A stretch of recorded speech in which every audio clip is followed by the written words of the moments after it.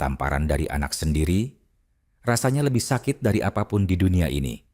Putri, anakku yang sudah kubesarkan 25 tahun, menamparku dengan keras di depan menantuku.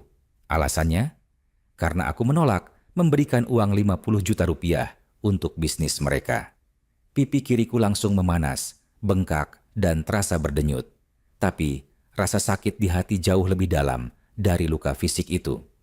Andi, menantuku, hanya berdiri di belakang istrinya. Wajahnya tertunduk, tidak berani menatapku. Dia tidak menghentikan Putri, tidak membela mertuanya yang baru saja ditampar oleh istrinya sendiri. Mungkin dia juga kecewa padaku. Mungkin dia juga menganggapku ayah mertua yang pelit dan tidak berguna. Tapi seminggu kemudian, mereka berdua datang berlutut di depan kontrakanku yang sederhana ini.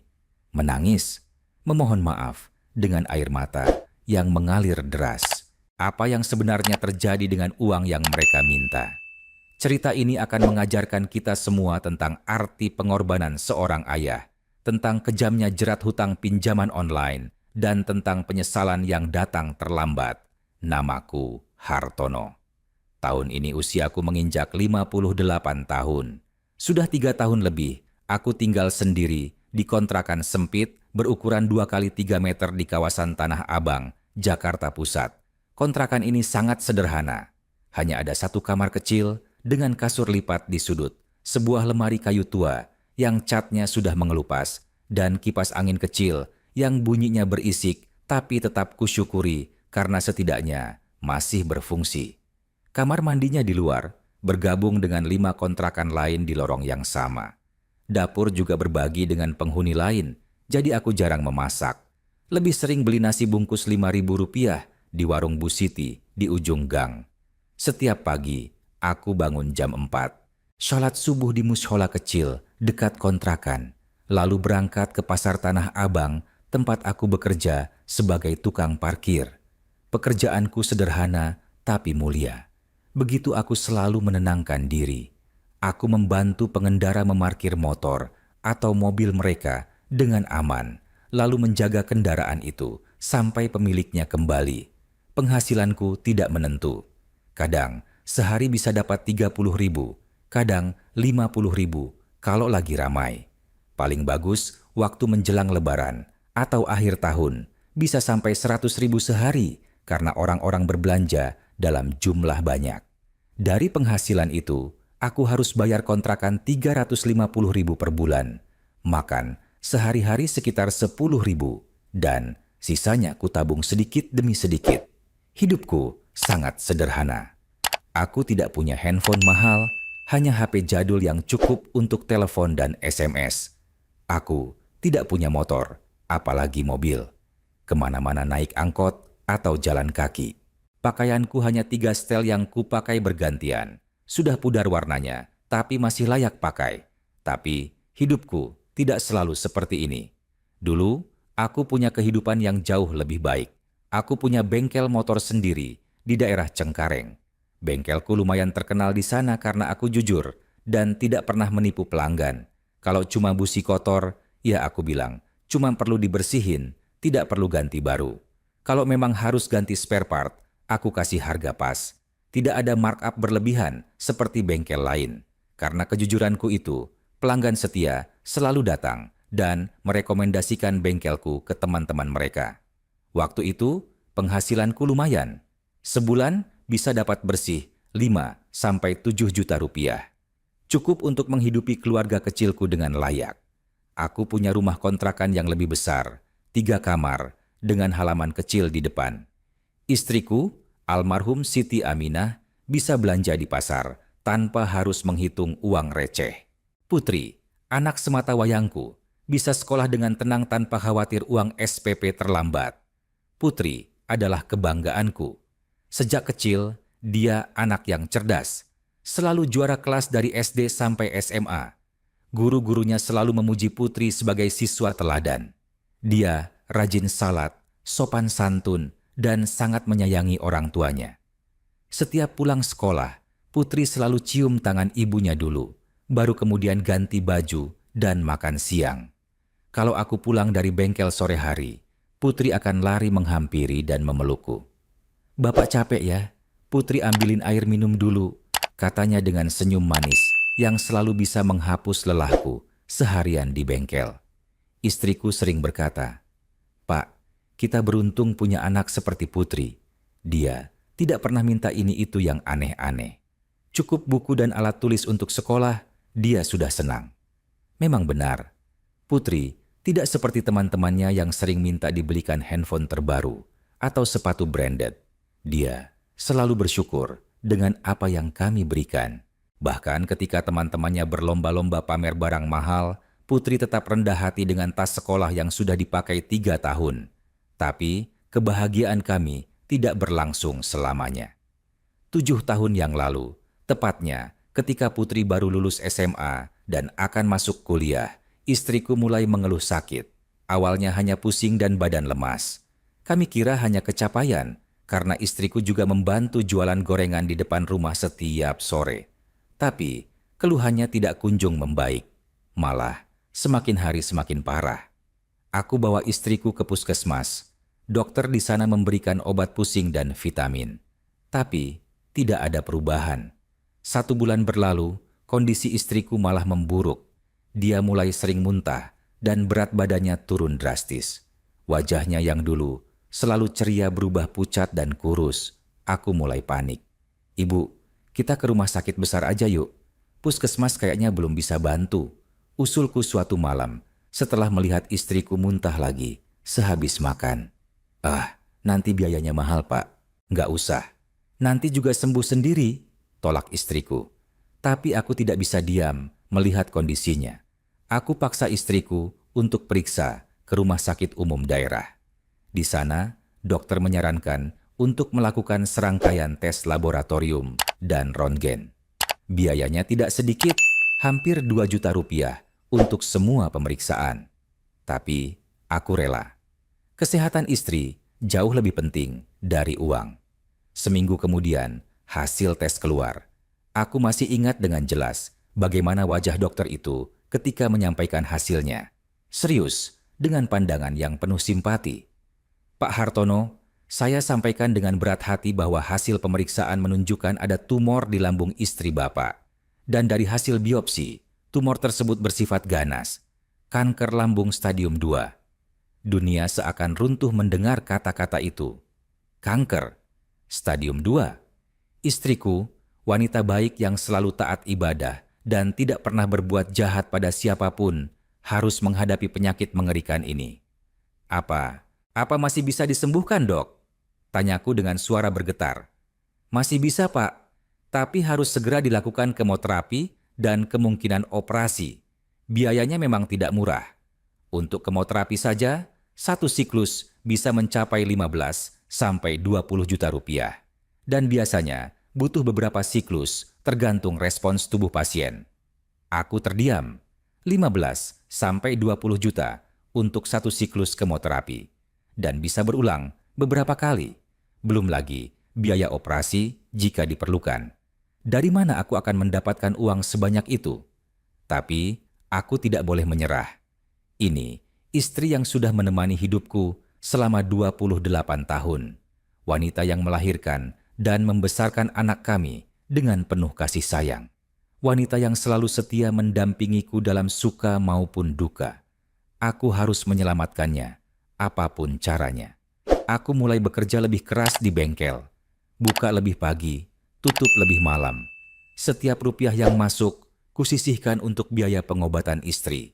Tapi tetap saja tidak cukup. Biaya rumah sakit terus membengkak. Obat-obatan, pemeriksaan rutin, kemoterapi, semuanya memakan biaya yang sangat besar. Di saat yang bersamaan, Putri diterima di universitas swasta ternama di Jakarta untuk jurusan akuntansi. Ini adalah impian Putri sejak dulu. Dia ingin jadi akuntan profesional dan membantu keluarga kami keluar dari kesulitan ekonomi. Tapi biaya kuliahnya juga tidak murah. Uang pangkal saja 25 juta rupiah. Belum lagi biaya semester yang harus dibayar setiap 6 bulan sekali. Suatu malam, Putri datang menghampiriku di bengkel. Aku sedang sendirian, menutup pintu bengkel Setelah melayani pelanggan terakhir, wajah Putri terlihat murung. "Bapak, Putri mau bicara," katanya pelan. "Ada apa, Nak? Duduk sini." Aku menepuk bangku kayu di samping mejaku. Putri duduk dengan kepala tertunduk. "Bapak, Putri sudah pikir matang-matang. Putri nggak jadi kuliah dulu. Putri mau kerja aja, bantu Bapak untuk biaya pengobatan Ibu." Hati ini langsung panas mendengar kata-katanya. Aku tahu Putri sangat ingin kuliah. Ini kesempatannya untuk mengubah nasib keluarga kami. Dan sekarang dia rela mengorbankan impiannya demi ibunya.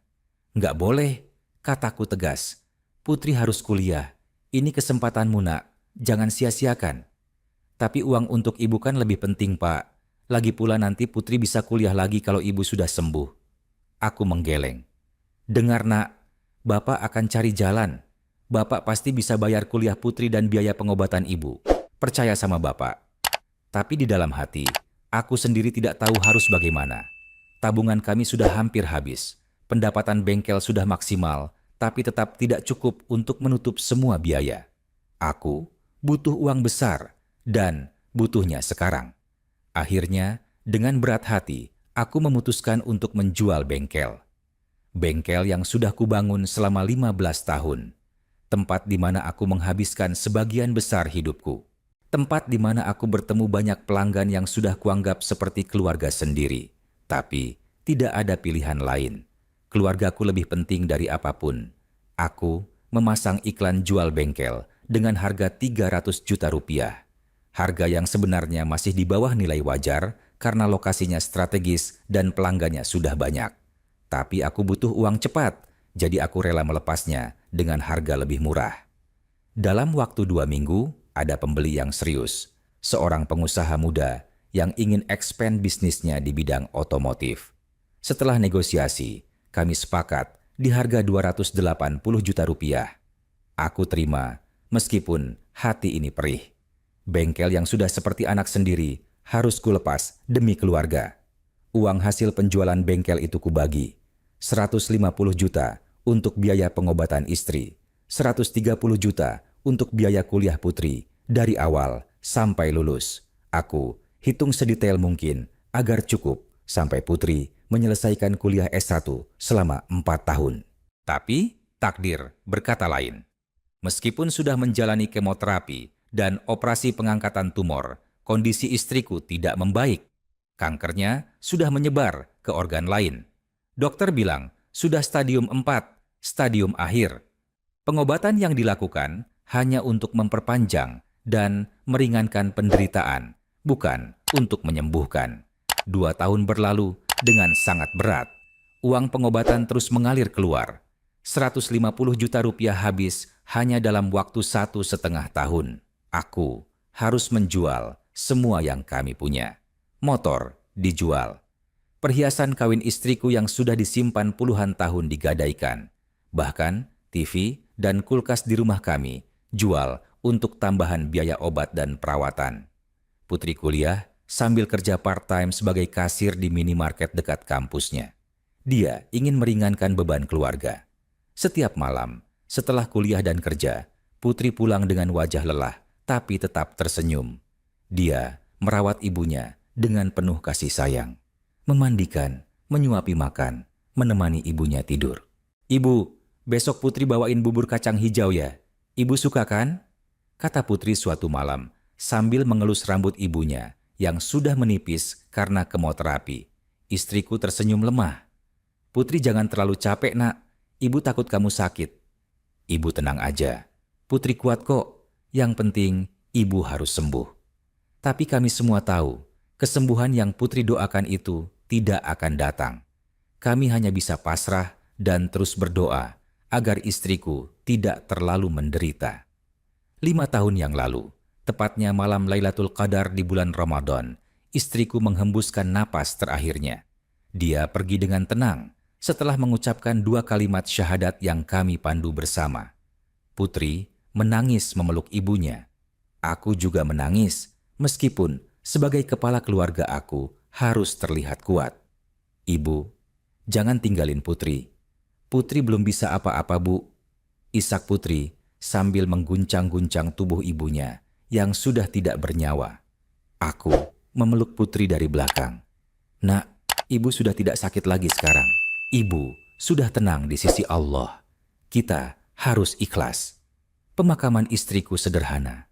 Kami sudah tidak punya uang untuk upacara besar-besaran. Hanya keluarga dekat dan beberapa tetangga yang datang melayat. Tapi aku bersyukur bisa memberikan pemakaman yang layak untuk istri tercinta. Setelah istriku meninggal, kehidupan kami berubah drastis. Uang kuliah Putri yang kutabung dari hasil penjualan bengkel juga sudah menipis. Aku harus cari kerja baru karena bengkel sudah terjual. Di usia 55 tahun, tidak mudah mencari pekerjaan. Aku coba melamar sebagai mekanik di beberapa bengkel, tapi mereka lebih memilih anak muda yang lebih energik dan bisa kerja lembur tanpa banyak komplain. Akhirnya, aku bekerja sebagai tukang parkir di Pasar Tanah Abang. Pekerjaan yang tidak perlu keahlian khusus dan bisa diterima siapa saja. Penghasilannya jauh lebih kecil dari bengkel dulu, tapi aku bersyukur masih bisa mencari nafkah halal. Putri terus melanjutkan kuliahnya meskipun dengan susah payah. Dia kerja part-time lebih banyak untuk menutup biaya hidupnya sendiri. Aku sudah tidak sanggup memberi uang saku karena penghasilanku sendiri hanya cukup untuk makan dan kontrakan. Tapi Putri tidak pernah mengeluh. Dia tetap semangat kuliah dan bekerja. 4 tahun kemudian, Putri akhirnya lulus dengan nilai yang baik. IPK-nya 3,5. Prestasi yang membanggakan mengingat dia kuliah sambil kerja dan menghadapi banyak kesulitan ekonomi. Aku datang ke wisudanya dengan baju yang sudah kusetrika rapi. Meskipun sudah usang, aku duduk di barisan paling belakang, melihat Putri berjalan ke panggung menerima ijazahnya. Air mataku menetes. Bukan air mata sedih, tapi air mata bahagia dan bangga. Anakku berhasil. Meskipun kami mengalami kesulitan yang luar biasa, meskipun ibunya tidak bisa melihat momen ini, Putri tetap berhasil menyelesaikan kuliahnya. Setelah wisuda, Putri menghampiriku dengan membawa buket bunga dan ijazahnya. Dia memelukku erat. "Bapak, ini semua berkat Bapak. Tanpa pengorbanan Bapak yang jual bengkel, Putri nggak akan bisa kuliah." "Terima kasih, Pak. Putri nggak akan pernah lupa jasa Bapak." Aku mengelus kepalanya. "Putri nggak usah mikirin itu. Yang penting, sekarang Putri harus cari kerja yang bagus, punya kehidupan yang lebih baik dari Bapak." Dan memang benar, Putri langsung mendapat pekerjaan di sebuah perusahaan konsultan akuntansi terkemuka. Gajinya lumayan, 7 juta rupiah per bulan untuk fresh graduate. Aku sangat bangga.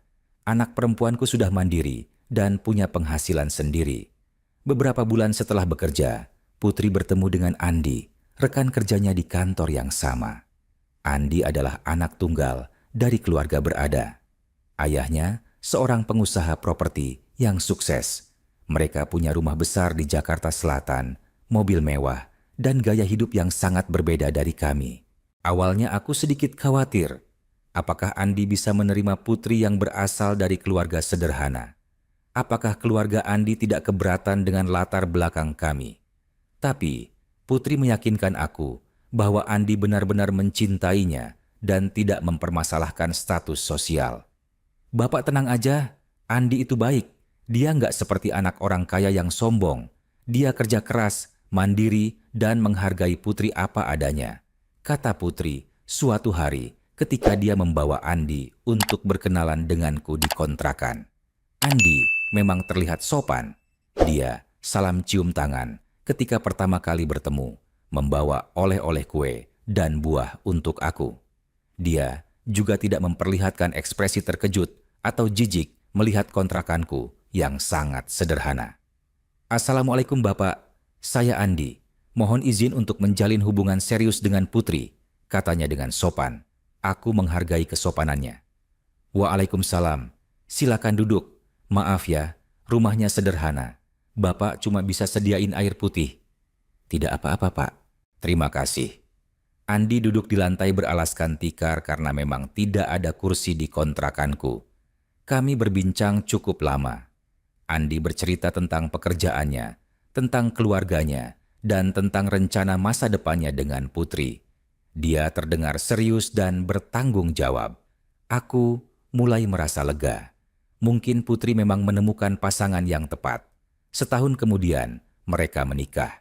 Pernikahan yang sederhana di masjid dekat rumah kontrakan dulu, sebelum kami pindah. Aku tidak bisa memberikan pesta besar untuk pernikahan anak semata wayangku. Hanya undang keluarga dekat dan beberapa teman Putri dari kantor.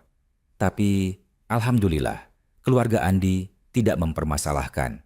Mereka bahkan membantu biaya resepsi kecil-kecilan di rumah mereka untuk keluarga besar pihak Andi. Setelah menikah, Putri dan Andi tinggal di rumah warisan kakek Andi di Jakarta Selatan. Rumah yang cukup besar dengan 3 kamar tidur, ruang tamu luas, garasi untuk 2 mobil, dan halaman yang hijau. Jauh berbeda dengan kontrakanku yang sempit. Awalnya, Putri masih sering mengunjungiku.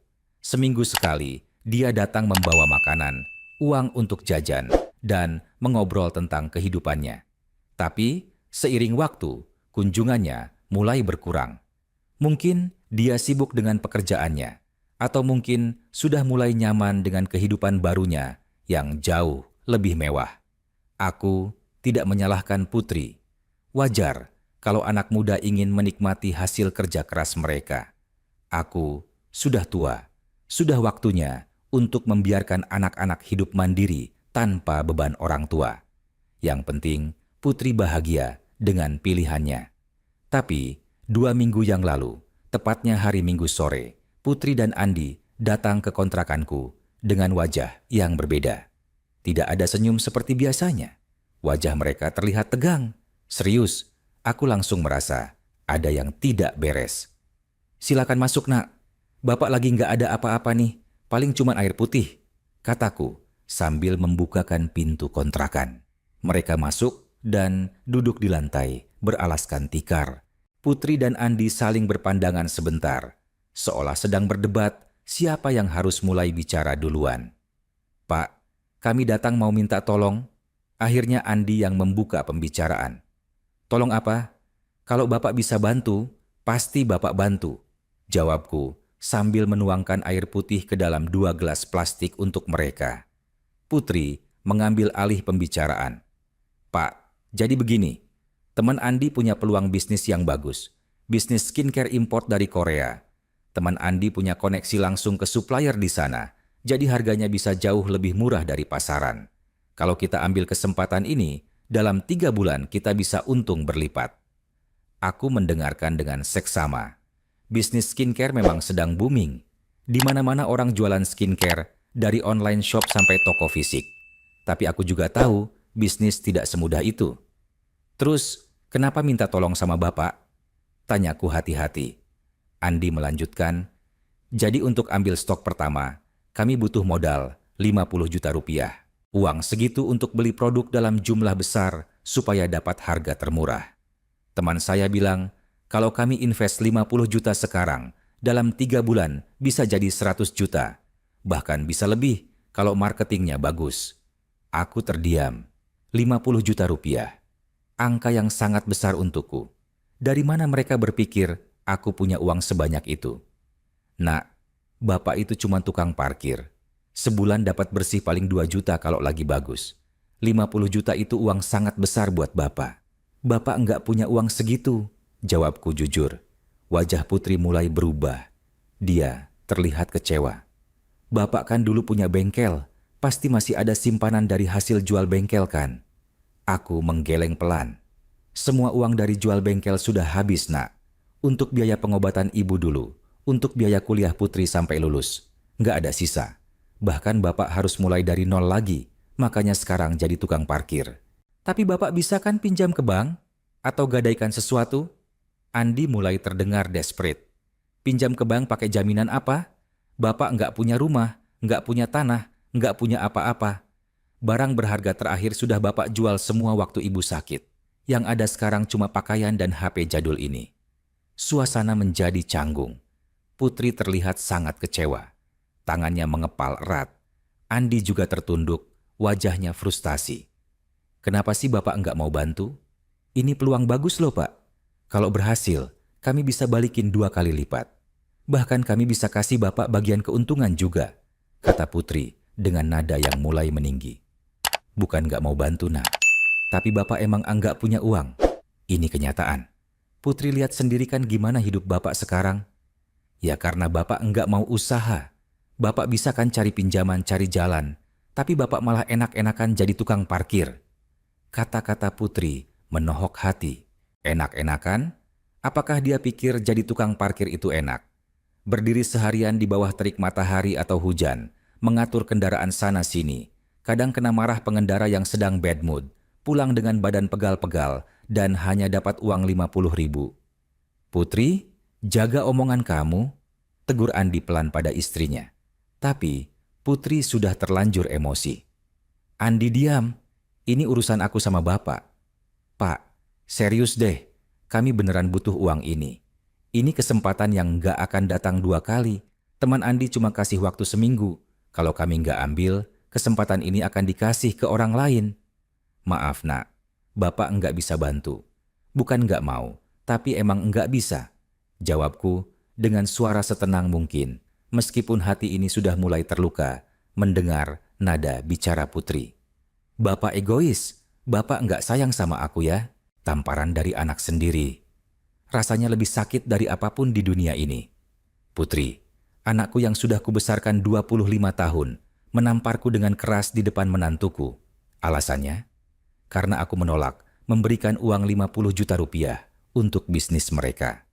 Pipi kiriku langsung memanas, bengkak, dan terasa berdenyut. Tapi rasa sakit di hati jauh lebih dalam dari luka fisik itu. Andi, menantuku, hanya berdiri di belakang istrinya.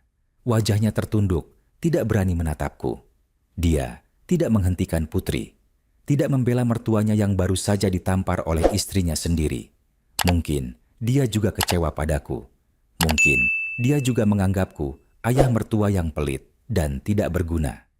Tapi seminggu kemudian, mereka berdua datang berlutut di depan kontrakanku yang sederhana ini. Menangis, memohon maaf dengan air mata yang mengalir deras. Apa yang sebenarnya terjadi dengan uang yang mereka minta? Cerita ini akan mengajarkan kita semua tentang arti pengorbanan seorang ayah, tentang kejamnya jerat hutang pinjaman online, dan tentang penyesalan yang datang terlambat. Namaku Hartono. Tahun ini usiaku menginjak 58 tahun. Sudah 3 tahun lebih, aku tinggal sendiri di kontrakan sempit berukuran 2x3 meter di kawasan Tanah Abang, Jakarta Pusat. Kontrakan ini sangat sederhana. Hanya ada 1 kamar kecil dengan kasur lipat di sudut, sebuah lemari kayu tua yang catnya sudah mengelupas, dan kipas angin kecil yang bunyinya berisik tapi tetap kusyukuri karena setidaknya masih berfungsi. Kamar mandinya di luar, bergabung dengan 5 kontrakan lain di lorong yang sama.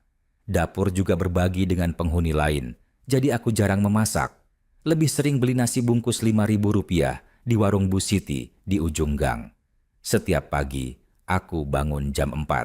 Sholat subuh di musola kecil dekat kontrakan, lalu berangkat ke pasar Tanah Abang, tempat aku bekerja sebagai tukang parkir. Pekerjaanku sederhana, tapi mulia. Begitu aku selalu menenangkan diri. Aku membantu pengendara memarkir motor atau mobil mereka dengan aman, lalu menjaga kendaraan itu sampai pemiliknya kembali. Penghasilanku tidak menentu. Kadang sehari bisa dapat 30.000, kadang 50.000 kalau lagi ramai. Paling bagus waktu menjelang Lebaran atau akhir tahun bisa sampai 100.000 sehari karena orang-orang berbelanja dalam jumlah banyak. Dari penghasilan itu, aku harus bayar kontrakan 350.000 per bulan. Makan sehari-hari sekitar 10.000 dan sisanya kutabung sedikit demi sedikit. Hidupku sangat sederhana. Aku tidak punya handphone mahal, hanya HP jadul yang cukup untuk telepon dan SMS. Aku tidak punya motor, apalagi mobil. Kemana-mana naik angkot atau jalan kaki. Pakaianku hanya 3 setel yang kupakai bergantian. Sudah pudar warnanya, tapi masih layak pakai. Tapi hidupku tidak selalu seperti ini. Dulu, aku punya kehidupan yang jauh lebih baik. Aku punya bengkel motor sendiri di daerah Cengkareng. Bengkelku lumayan terkenal di sana karena aku jujur dan tidak pernah menipu pelanggan. Kalau cuma busi kotor, ya aku bilang, cuma perlu dibersihin, tidak perlu ganti baru. Kalau memang harus ganti spare part, aku kasih harga pas. Tidak ada markup berlebihan seperti bengkel lain. Karena kejujuranku itu, pelanggan setia selalu datang dan merekomendasikan bengkelku ke teman-teman mereka. Waktu itu, penghasilanku lumayan. Sebulan bisa dapat bersih 5 sampai 7 juta rupiah. Cukup untuk menghidupi keluarga kecilku dengan layak. Aku punya rumah kontrakan yang lebih besar, 3 kamar, dengan halaman kecil di depan. Istriku, almarhum Siti Aminah, bisa belanja di pasar tanpa harus menghitung uang receh. Putri, anak semata wayangku, bisa sekolah dengan tenang tanpa khawatir uang SPP terlambat. Putri adalah kebanggaanku. Sejak kecil, dia anak yang cerdas. Selalu juara kelas dari SD sampai SMA. Guru-gurunya selalu memuji Putri sebagai siswa teladan. Dia rajin salat, sopan santun, dan sangat menyayangi orang tuanya. Setiap pulang sekolah, Putri selalu cium tangan ibunya dulu, baru kemudian ganti baju dan makan siang. Kalau aku pulang dari bengkel sore hari, Putri akan lari menghampiri dan memelukku. "Bapak capek ya? Putri ambilin air minum dulu," katanya dengan senyum manis yang selalu bisa menghapus lelahku seharian di bengkel. Istriku sering berkata, "Pak, kita beruntung punya anak seperti Putri. Dia tidak pernah minta ini itu yang aneh-aneh.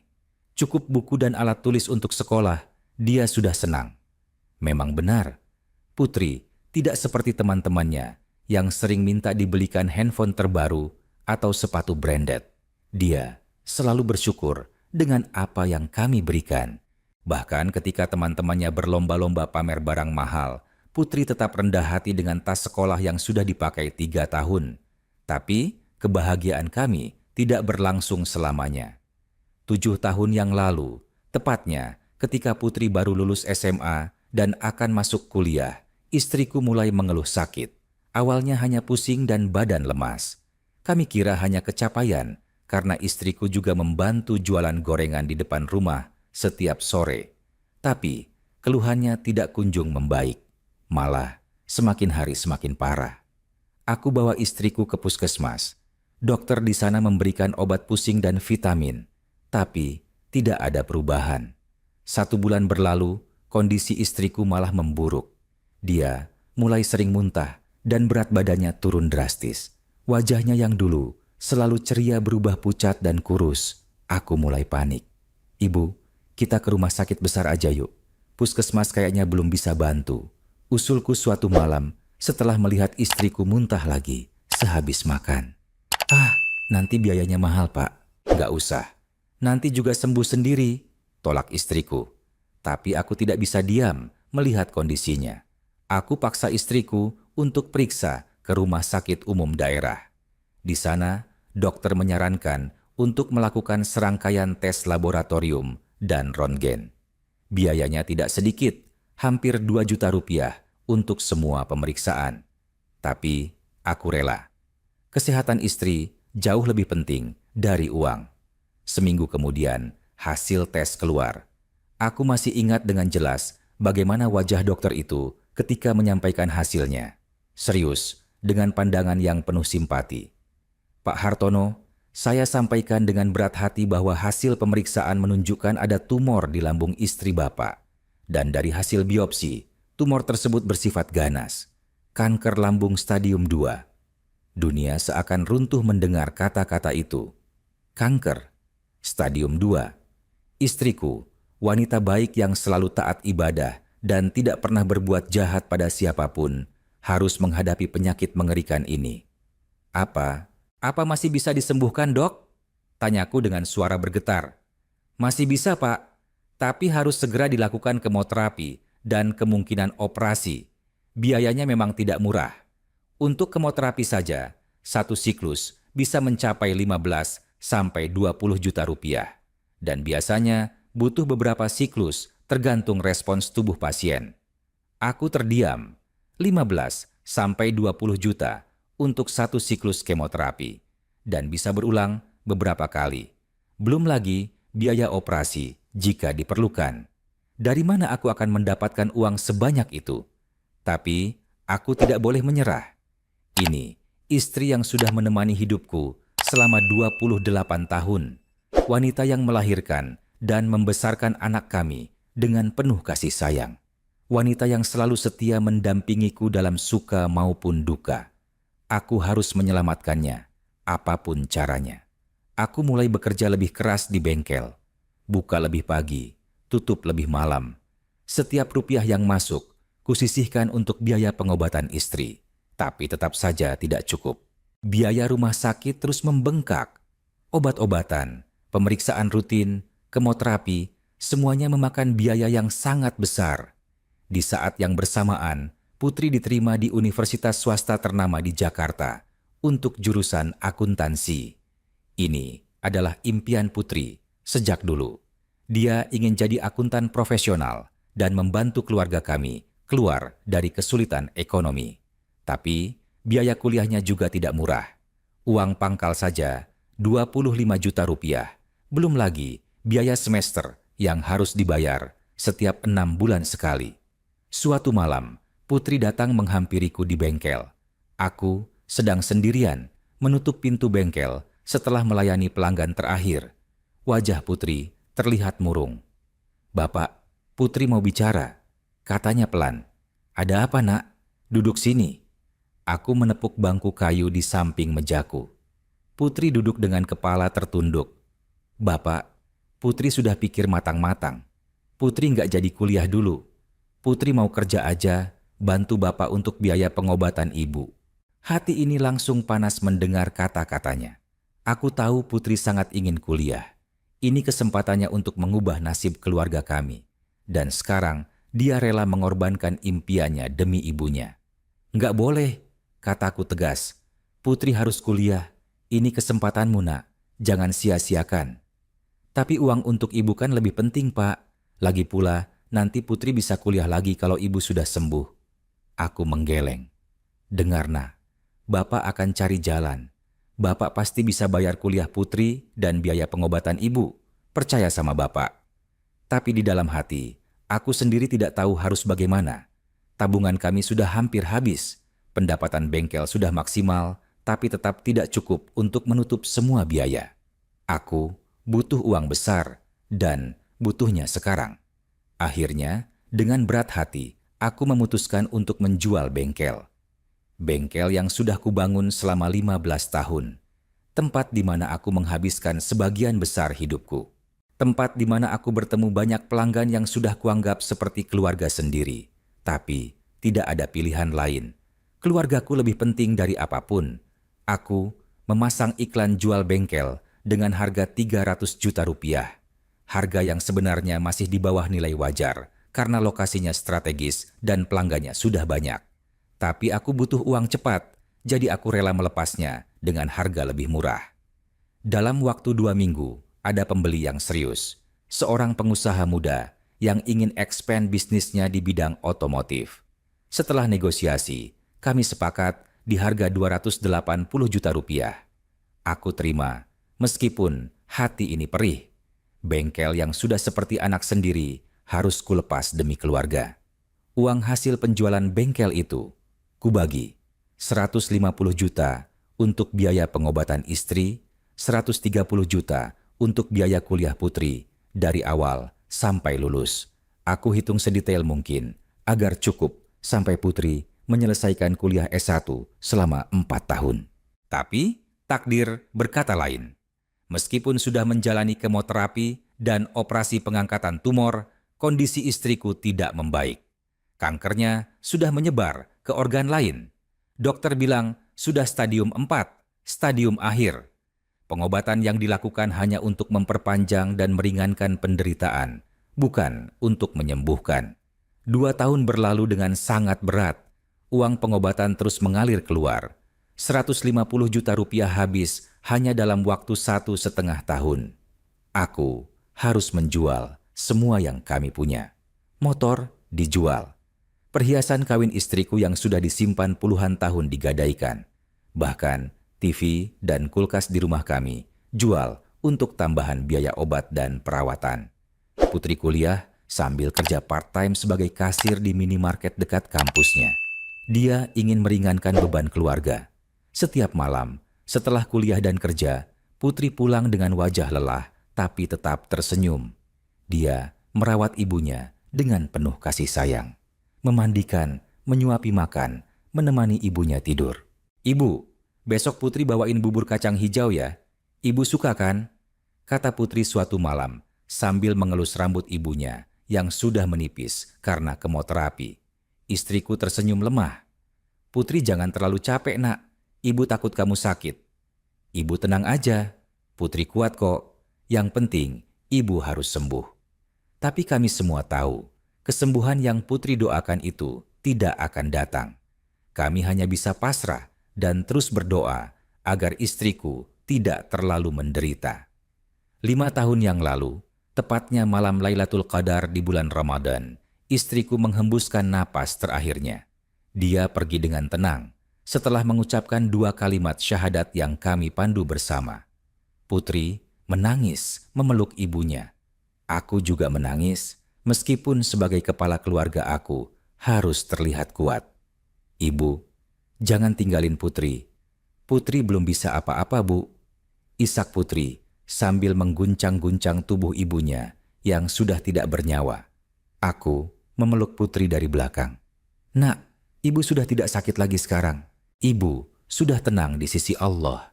Kita harus ikhlas." Pemakaman istriku sederhana. Kami sudah tidak punya uang untuk upacara besar-besaran.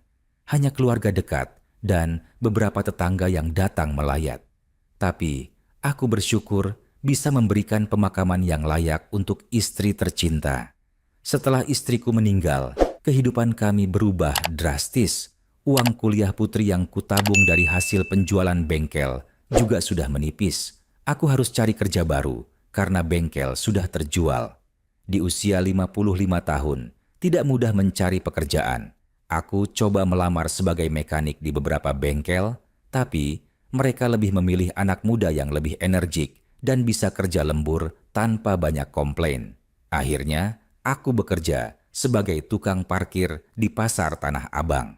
Pekerjaan yang tidak perlu keahlian khusus dan bisa diterima siapa saja. Penghasilannya jauh lebih kecil dari bengkel dulu. Tapi aku bersyukur masih bisa mencari nafkah halal. Putri terus melanjutkan kuliahnya meskipun dengan susah payah. Dia kerja part-time lebih banyak untuk menutup biaya hidupnya sendiri. Aku sudah tidak sanggup memberi uang saku karena penghasilanku sendiri hanya cukup untuk makan dan kontrakan. Tapi Putri tidak pernah mengeluh. Dia tetap semangat kuliah dan bekerja. 4 tahun kemudian, Putri akhirnya lulus dengan nilai yang baik. IPK-nya 3,5. Prestasi yang membanggakan mengingat dia kuliah sambil kerja dan menghadapi banyak kesulitan ekonomi. Aku datang ke wisudanya dengan baju yang sudah kusetrika rapi. Meskipun sudah usang, aku duduk di barisan paling belakang melihat Putri berjalan ke panggung menerima ijazahnya. Air mataku menetes. Bukan air mata sedih, tapi air mata bahagia dan bangga. Anakku berhasil, meskipun kami mengalami kesulitan yang luar biasa. Meskipun ibunya tidak bisa melihat momen ini, Putri tetap berhasil menyelesaikan kuliahnya. Setelah wisuda, Putri menghampiriku dengan membawa buket bunga dan ijazahnya. Dia memelukku erat. "Bapak, ini semua berkat Bapak. Tanpa pengorbanan Bapak yang jual bengkel, Putri nggak akan bisa kuliah." "Terima kasih, Pak. Putri nggak akan pernah lupa jasa Bapak." Aku mengelus kepalanya. "Putri nggak usah mikirin itu. Yang penting sekarang Putri harus cari kerja yang bagus, punya kehidupan yang lebih baik dari Bapak." Dan memang benar, Putri langsung mendapat pekerjaan di sebuah perusahaan konsultan akuntansi terkemuka. Gajinya lumayan, 7 juta rupiah per bulan untuk fresh graduate. Aku sangat bangga. Anak perempuanku sudah mandiri dan punya penghasilan sendiri. Beberapa bulan setelah bekerja, Putri bertemu dengan Andi, rekan kerjanya di kantor yang sama. Andi adalah anak tunggal dari keluarga berada. Ayahnya seorang pengusaha properti yang sukses. Mereka punya rumah besar di Jakarta Selatan, mobil mewah, dan gaya hidup yang sangat berbeda dari kami. Awalnya aku sedikit khawatir. Apakah Andi bisa menerima putri yang berasal dari keluarga sederhana? Apakah keluarga Andi tidak keberatan dengan latar belakang kami? Tapi, putri meyakinkan aku bahwa Andi benar-benar mencintainya dan tidak mempermasalahkan status sosial. Bapak tenang aja, Andi itu baik. Dia nggak seperti anak orang kaya yang sombong. Dia kerja keras, mandiri, dan menghargai putri apa adanya, kata putri suatu hari ketika dia membawa Andi untuk berkenalan denganku di kontrakan. Andi memang terlihat sopan. Dia salam cium tangan ketika pertama kali bertemu, membawa oleh-oleh kue dan buah untuk aku. Dia juga tidak memperlihatkan ekspresi terkejut atau jijik melihat kontrakanku yang sangat sederhana. Assalamualaikum Bapak, saya Andi, mohon izin untuk menjalin hubungan serius dengan putri, katanya dengan sopan. Aku menghargai kesopanannya. Waalaikumsalam, silakan duduk. Maaf ya, rumahnya sederhana. Bapak cuma bisa sediain air putih. Tidak apa-apa Pak, terima kasih. Andi duduk di lantai beralaskan tikar karena memang tidak ada kursi di kontrakanku. Kami berbincang cukup lama. Andi bercerita tentang pekerjaannya, tentang keluarganya, dan tentang rencana masa depannya dengan putri. Dia terdengar serius dan bertanggung jawab. Aku mulai merasa lega. Mungkin putri memang menemukan pasangan yang tepat. Setahun kemudian, mereka menikah. Pernikahan yang sederhana di masjid dekat rumah kontrakan dulu, sebelum kami pindah. Aku tidak bisa memberikan pesta besar untuk pernikahan anak semata wayangku. Hanya undang keluarga dekat dan beberapa teman putri dari kantor.